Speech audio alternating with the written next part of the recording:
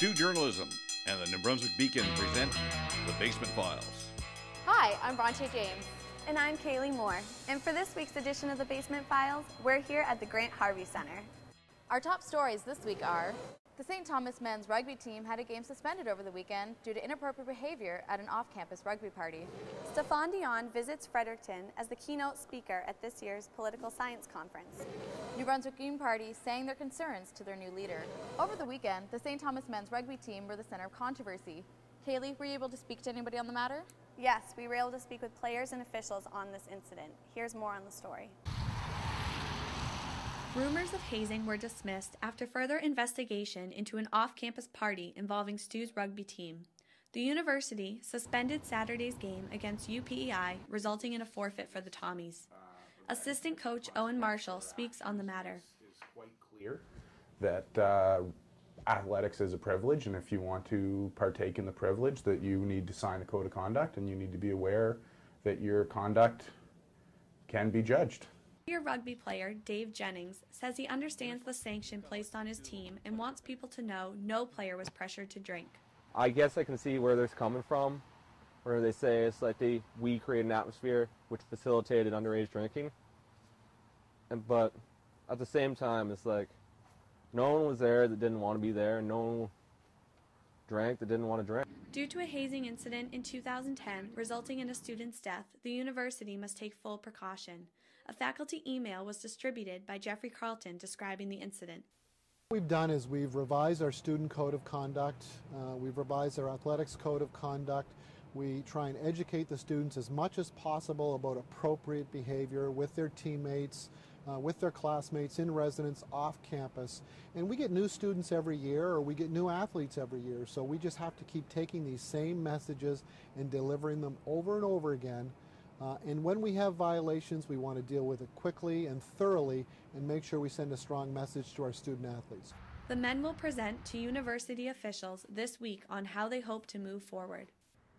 With only 2 games left in the season, the players must prove that they've learned from this incident and accept full responsibility for their actions, or this field will remain empty. For STU Journalism, I'm Kaylee Moore. Former leader of the Federal Liberal Party, Stephane Dion, arrived in Fredericton to talk about his proposed electoral system titled P3. Although it is more complex than our first-past-the-poll system, Dion says it is the best for Canadian federal politics. Anika Divenvorden has more on the story.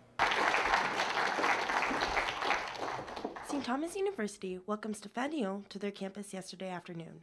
The formal Liberal leader's visit started off with a private lecture for political science students. Dion explained to the young crowd his P3 system, which involves 5-member ridings and the ability to rank parties rather than choosing one. Dion believes this system would encourage more people to go out and vote. Yes, I think the turnout would be a bit higher because you see, in every ridings you would have seats at play. Nowhere people would say, oh, it's decided in a way, of course here it's conservative, or of course here it's liberal. Why to cast your ballot, it's decided in a way. No, with the system I'm proposing, you would have seats at play everywhere. So a motivation for you to vote and to express your preferences. During a public lecture held that evening, Dion discussed in detail his system and its benefits compared to our current system. We give the sense that Ontarians are much more liberal than we are, the West much more conservative than it is, Quebec more bloc than it is, and at the end of the day, we have the sense that the country will fall apart. Dion believes his P3 system, which stands for proportional, preferential, and personalized, is the answer to equal representation in this country. Fourth-year political science major Dario Anselmo believes this is an appropriate system for our country. This is a system created specifically for Canada, and so I think it works very well because it considers our specific needs, rather than implementing a system from another country. This system may have its benefits, but because of its complexity, some people, including third-year political science student Alex Driscoll, believe there are still questions to be answered. He certainly offered a very good alternative to our system now. Much more representation in a riding. My only personal fear, though, is that in a province like New Brunswick, where he'd suggest a 5-seat large riding, that we'd only have 2 ridings in the province. But other than that, certainly very well done. I love the question period, and What a great experience for St. Thomas. Although there has been positive reaction towards Dion's proposed electoral system, people continue to question the logistics. For STU Journalism, I'm Anika Davenvorten. While one former leader visits Fredericton, New Brunswick's Green Party elects a new leader, David Kuhn. Party dissatisfaction with growth, fundraising, and shale gas was the backbone to the convention. Andrea Silverthorne has more. We are going to make the difference. The Green Party Leadership Convention began with a Friday evening meet and greet gathering at the Cedar Tree Cafe. Kuhn's competitor for leadership of the party was Roy McMullen, a former NB power engineer, as well as a Moncton Conservation Council member. For McMullen, the key issue is energy. You know, some people have said that natural gas is a bridge to renewables. Well, if it is, where's the other edge of the bridge? Elizabeth May is the Green Party leader. She spoke about an important issue, the silencing of scientists studying key environmental problems. The dismantling of the capacity of the Government of Canada to know what's happening in the world around us, whether it's water quality, air quality, ozone, greenhouse gases, marine mammal contamination. Any aspect of knowing what's going on in our environment is being shut down slowly but surely. The convention got underway the next day with a question and answer session featuring the two contending candidates. Key concerns were fundraising and the growth of the party. The leadership election was timed to coincide with world, global, anti-fracking demonstrations. Fredericton's effort was a sing-along paired with colorful signs, costumes, and nursery rhymes. Stand and tell the truth, frack off, you fracking fools. Okay, take it away. Efforts drew supportive honking from more than a few passers-by, and words from Elizabeth May. Now, if someone had told me that we would come up with a technology where one of the side effects was earthquakes, that at that moment people would say, well, we can't do that, it causes earthquakes. But no, the addiction problem is so extreme that the industry is willing to say, well, they're small earthquakes. They don't deny fracking causes earthquakes. Back at the convention center, film director Kevin Matthews updated members on how green energy companies in the province are trying to build the other side of the energy bridge. On some particular days, we have been getting as much as 30% of our power from wind-generated electricity. May's keynote speech critiqued the impact of the Harper government on Canada's people, their land, their air, their water, and their wildlife. But the tone of the convention focused on pragmatic problems, fundraising and growth. David Kuhn says he can fix that. We stand at a turning point in our political history. I know the Green Party can become the party New Brunswickers will look to for the leadership in the face of many challenges to come. Nous avons de cheminer ensemble. For STU Journalism, this is Andrea Silverthorne. 26-year-old Sean Patrick Selleck had an extra month added on to his prison sentence after an attempt to break out of his holding cell at the Fredericton courthouse. Selleck tried to break out through the ventilation system on August 22nd. The Fredericton police quickly wrapped up the situation within a half hour. Selleck was forced to surrender himself to the police when he could only advance 2 meters. He had to return to his cell after he found out that the ventilation shaft was blocked. Police officer Daniel Carmichael couldn't recall another escape attempt, but said protocol was in place for this contingency. Had he not been located and had actually made it outside the building, then we probably would have done an all-points bulletin to all law enforcement agencies in the area to make them aware, and then the decision would have to be made what information would have to get out to the public. And again, Selleck was in court for throwing a Molotov cocktail at a vehicle and breaching an undertaking. He was sentenced to a total of 15 months. Private messages aren't so private anymore after a recent slip-up at Facebook headquarters resulted in inbox messages appearing as public wall posts. From 2010 and earlier, anything that might have been sent as a Facebook inbox could now appear on Timeline. People who used Facebook inbox messages for personal information are encouraged to check Timeline to assure nothing is leaked. Some have even chosen to deactivate their account. St. Thomas student Shonda White feels this is a violation of privacy. Sometimes whenever you're inboxing someone, like you ask them a question you don't want other people to know, and that's why you inbox them, and now they show all over people's like home screens and stuff. So if you ask them a question you didn't want people to know, now there's a chance they're gonna see it. Though Facebook claims all messages are simply old wall posts, caution to review posting is being sent. With current tensions between the Middle East and West, a community comes together to show acceptance of all backgrounds. Frederictonians gathered together to champion unity on the walking bridge downtown. planning for the event began when a high school student was the victim of anti-Semitic slurs. Robert Johnson has more on the story. Although Thursday's Bridge to Unity was a celebration of sorts, its mission was to promote a peaceful dialogue between cultures in an attempt to limit future discrimination. It was organized by the St. Thomas University Interfaith Group. The head of the group is Campus Minister Janice Ryan. Bridge to Unity was organized before the recent controversy of the anti-Islamic film Innocence of Muslims. However, Ryan said this provided an added relevance to the event. It is a cultural problem, but we have an opportunity in the richness of the diversity in our country, Canada, and in the United States to make a difference, to say we can come to know the other as being really of the same substance as us, of the same essence as us. Rabbi Goldman said the service should not be taken as a reaction to these intolerant actions. You know, in my worst dreams is when I have to react to something, because I try, like I said, to be proactive and to be considerate and peaceful, and that's the message I carry all the time. The ceremony started downtown when First Nations member Michael Paul conducted a ritual he calls smudging. The act is said to purify the heart and mind. Many faiths were represented from the Baha'i to the Muslims and Buddhists. Christians and Quakers were also in attendance. Members of all cultures addressed the crowd in different ways. There was a moment of silence, poems, and various speeches. The organizers estimated there were 120 people present. Not all attendees were involved with the interfaith group. Carol Belfleur is a practicing Catholic that heard about the event at Mass. I've always wanted that, to see a lot of faiths come together, because you know what, we're all one, eh? That's what the bottom line is we are all one. The activity everyone came for took place on the walking bridge. The group tried to stretch out and span the entire bridge.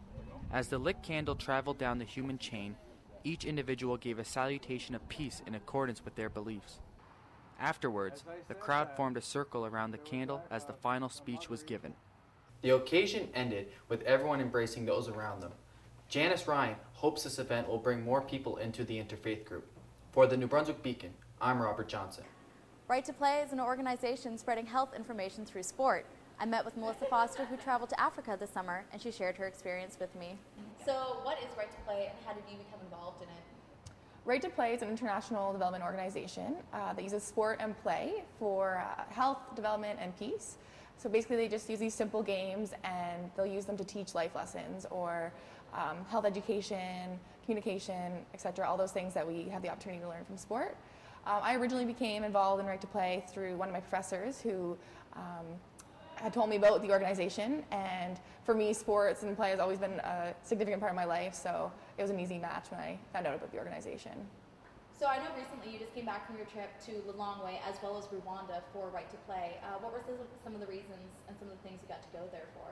I was actually in Malawi for 3 months for an internship through UMB. While I was there, I was volunteering with the Active Youth Organization. So we were working with kids 5 and under at some of their community childcare centers, which was a phenomenal experience, and we got to help them with their feeding programs. We got to run some cooking demonstrations in the village and organize a big soccer day, which was all about HIV and AIDS education. My trip to Rwanda happened at the end of my internship, and I was there for a week-long conference. It was known as the Global Youth Summit. So we had 30 delegates from across Canada and 11 African delegates there. And it was just an incredible experience, and it was an opportunity to see the work that Right to Play does in country.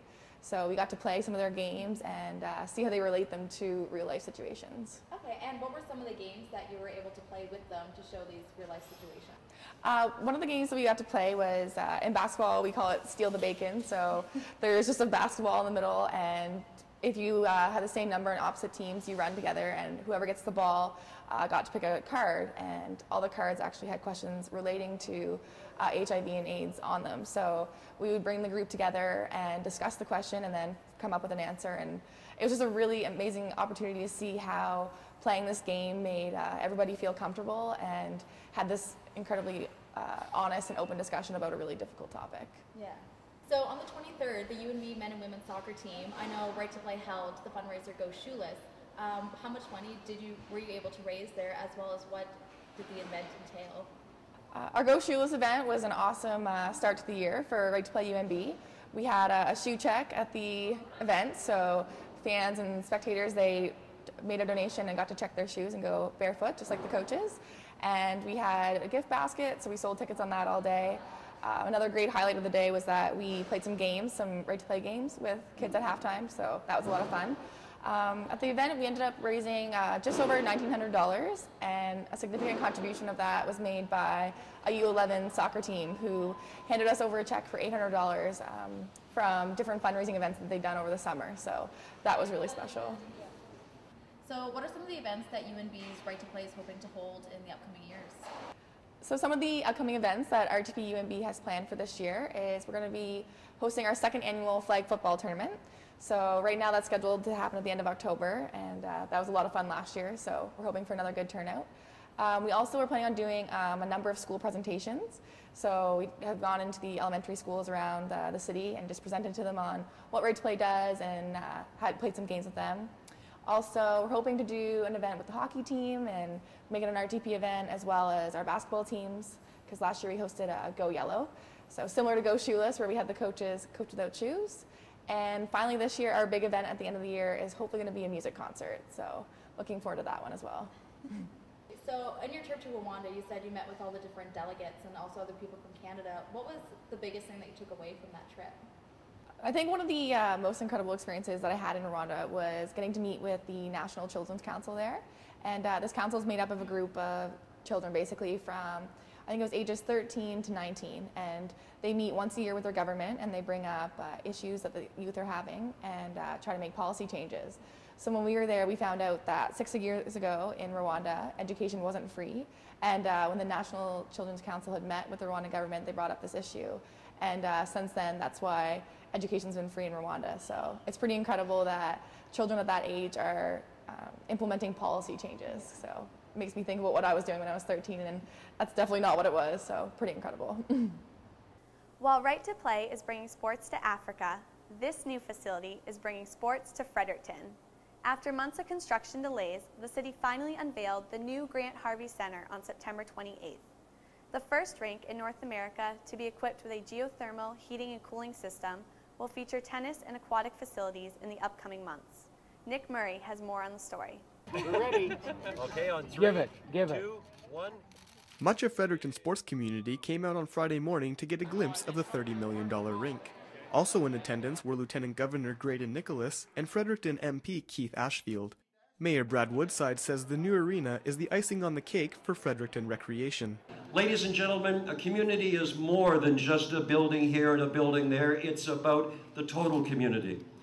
There has to be recreational facilities so we can stay well, so our children have an opportunity to participate in sports. And as I said this morning with Terry Sagi on his program, out of this facility will become national champions.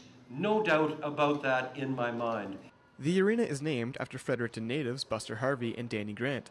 Harvey died in 2007 but played 6 seasons in the National Hockey League, while Grant played 14 seasons, scoring 50 goals in 1974.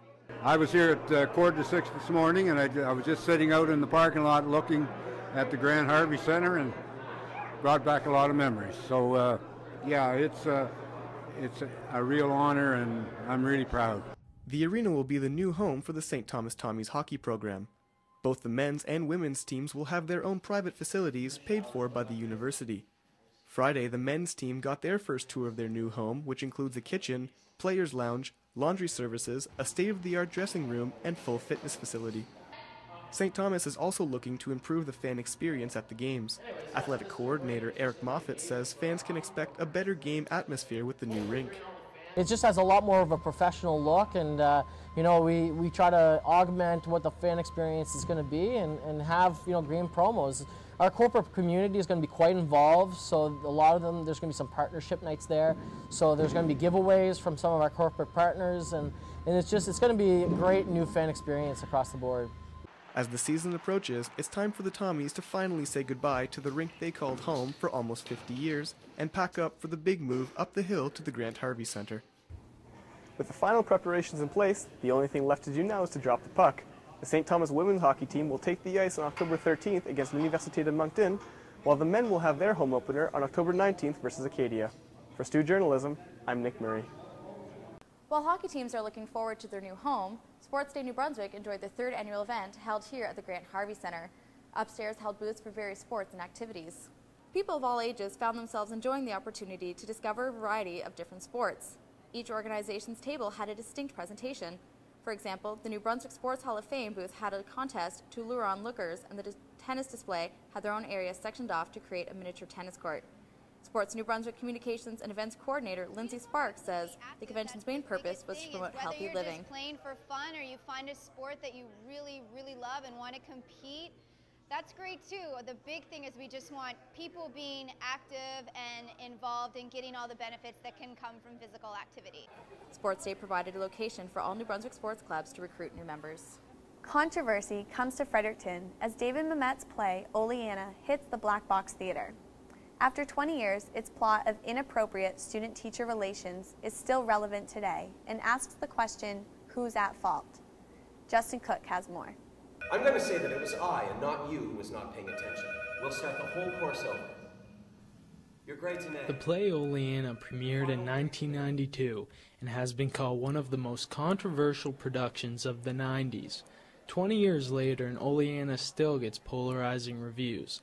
New Brunswick Rays director Elisa Palmer had her own theory why the play gets such strong reactions. I think it's because in fact people can relate to both characters, and so it's a morally ambiguous situation about who's really doing the right thing, and I think both people can identify with both sides and not really necessarily know what the best choice would have been for them.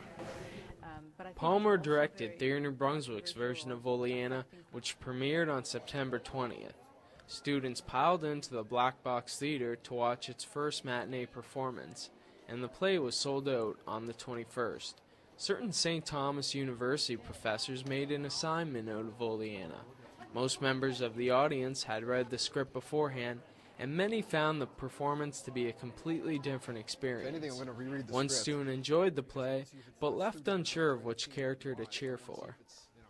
You know, I read the script before, and coming from like my standpoint, I was really going for the girl side. Like, I'm not a feminist by any means, I'm a guy, you know, but I was kind of going for her. And then as it was being acted out, I went way more for the guy because I know I could relate with him, right? Like, he didn't do anything wrong. He put his hands on her shoulder, and she flipped out at him, kind of deal. I don't know. Oleana's lead actress, Natalie Roy, believes the play's controversy is the result of its audience's differences. Everyone's either a boy or a girl who's coming here, and everyone comes from a different world. And so there is something for everyone in this play, and whatever way you've been raised and whatever situation you come to the play with, you're going to have a totally different feeling than someone sitting next to you, which is what's really cool about it. Oleana wrapped up on September 23rd. Theatre New Brunswick's next production will be Hilda's Yard, which will run at the Fredericton Playhouse from October 11th to the 14th. For STU Journalism, I'm Justin Cook. Fredericton is hoping to see more conferences and conventions come into town in the next few years. A hotel in the downtown area is in the works to bring people in. Some old buildings on Queen Street, however, will be checking out to make room for the new hotel. These downtown Fredericton buildings will not be standing much longer. The city has reopened for a new hotel development project.